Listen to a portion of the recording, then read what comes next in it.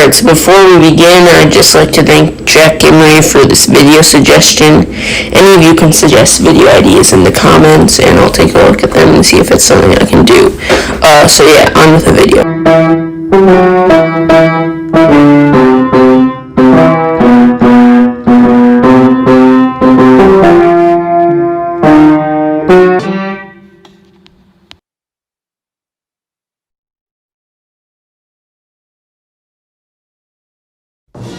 Star Wars universe is one of the most rich fictional universes in terms of creativity. It has so many different creatures, characters, planets, and organizations.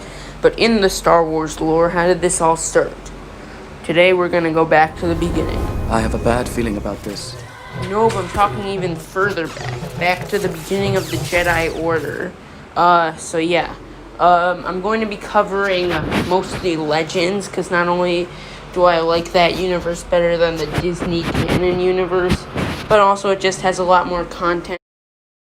So yeah, let's get started. Around 36,000 years before Star Wars A New Hope, a group of 8 ships comes to different planets. Of these planets, 5 are known: Ando Prime, Kashyyyk, Dathomir, Ryloth, and Manan.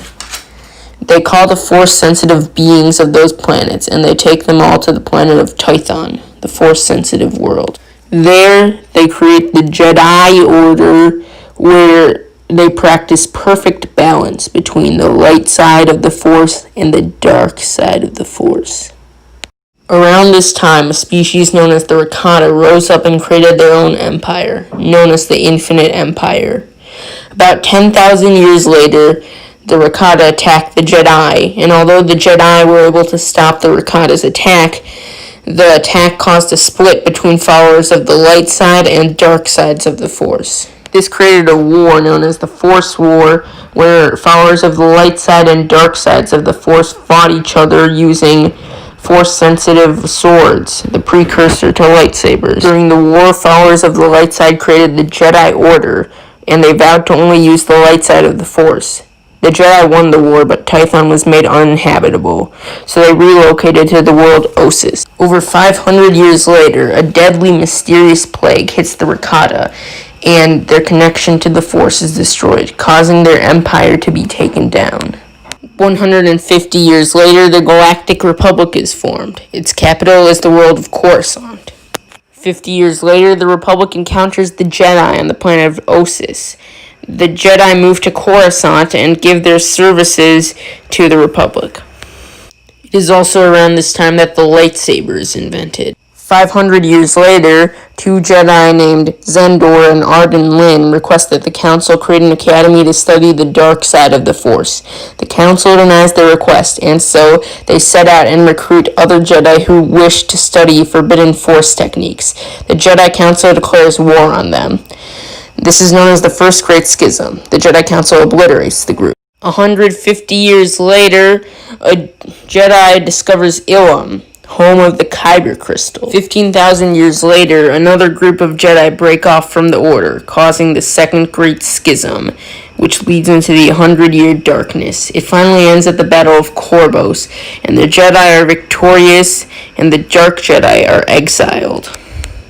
The exiled Dark Jedi encounter the species of the Sith, conquer them, and create the Sith Empire. Around this time, the Sith Lord Karnus Mur engineered the Rockwool Plague, a plague that would turn anyone infected through bite or scratch into a species called a Rockwool, using his Sith amulet, which was called the Mur Talisman. After Mur's death, the Mur Talisman was taken to the planet Terrace, where it was forgotten about till the Mandalorian Wars. 2,000 years later, the Republic encounters the Sith on Korriban. Dark Lord of the Sith Nagasato tracks them back to Coruscant and attempts to conquer it. However, he is unsuccessful, and he is driven to Yavin 4. The remaining Sith regroup on the planet of Nathema, but one of them, named Vitiate, strips the life force from the planet, making him immortal, killing everyone else. He declares himself Emperor. 500 years later, Jedi Padawan Frida Nad is declined knighthood by the Jedi Council, and so He explores the Yavin system and encounters the spirit of the ancient Sith Lord Nagasato. He falls to the dark side. 200 years later, the Third Great Schism occurs when a group of Jedi are influenced by Sith teachings and fall to the dark side. They attack the Jedi Order. The conflict ends with the eradication of the Dark Jedi and the destruction of the Voltar system. 250 years later, a Jedi named Exar Kun encounters Frida Nad's spirit and falls to the dark side. He becomes the master of another fallen Jedi, Ula Caldroma. A year later, they gain control of the Mandalorian army and attack the planet of Coruscant. However, during the battle, Ula kills his own brother and comes back to the light side, killing Exar Kun on Yavin 4. 32 years later, the Mandalorian Wars begin when a Sith agent persuades Mandalore, the ultimate leader of the Mandalorians, to wage war on the Republic. The Mandalorians attempt to invade the Republic, but they're pushed back by two Jedi named Revan and Malak. During the war, the talisman was rediscovered by a team of Mandalorians led by the scientist Pulsifer. He took the talisman with him and headed to the planet of Jebel. On the way to Jebel, Pulsifer accidentally infected the Mandalorian soldiers on board, turning them into Rockwool. The Rockwool then attacked other Mandalorian soldiers, and eventually almost every Mandalorian recruit on Jebel was infected. Pulsifer then lost control of the talisman to the Jedi Celeste Morn. The talisman attached itself to Morn, and Morn decided to encase herself with the talisman. Pulsifer was ripped apart by the Rockwool. Cassus Fett chose to orbitally bombard the planet of Jebel to stop the spread of the plague, killing the Rockwool. 3 years later, on Malachor 5, Revan defeats Mandalore the Ultimate in combat. He then uses the mass shadow generator to destroy the Mandalorian fleet, and also destabilizes the planet with it. Revan and Malak venture to the unknown regions, and meet the Sith Emperor. However, they fall to the dark side. Revan and Malak then attempt to find the Starforge, an ancient Rakatan weapon, in hopes of destroying the Republic. Darth Revan is betrayed by Darth Malak. Luckily for him, however, he is saved by a Jedi named Bastila Shan. Revan loses all his memories, so he is retrained by the Jedi, and he kills Malak. 3 Sith named Darth Traya, Darth Sion, and Darth Nihilus join together. They begin the first Jedi Purge, but before they can wipe out all the Jedi, they are all killed by a Jedi named Mitra Surik, who restarts the Jedi Order. 300 years later, the Sith take back their home world of Korriban. Darth Malgus fights Bastila Shan's descendant, Satil Shan, and the Sith destroy the Jedi Temple on Coruscant. To end the war, the Republic and the Sith Empire signed the Treaty of Coruscant, which gives the Sith over half the galaxy. The Jedi relocate to the old Jedi homeworld of Tython. However, 12 years later, the treaty falls apart. With all the chaos going on, Lord Vitiate creates the Eternal Empire. However, he is betrayed and killed by his son. He puts both of the sides into a new treaty, but the Eternal Empire crumbles and the Republic takes back most of the galaxy. Afterwards, the Jedi Order comes back to Coruscant and rebuilds the Jedi Temple. 1,500 years later, the new Sith Wars arise after the Fourth Great Schism.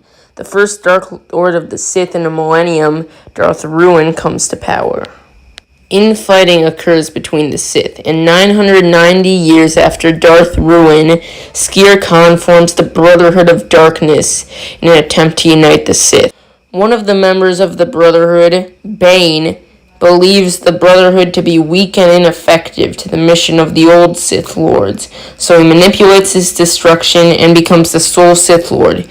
He recruits Xana and starts the rule of 2, where there will only be 2 Sith, 1 master and 1 apprentice. Always 2 there are.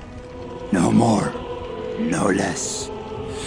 A master and an apprentice. Believing the Sith to be gone, Tarsus Valorum engineers the Ruusan Reformation, which takes a lot of the Supreme Chancellor's powers away and gives them back to the Galactic Senate.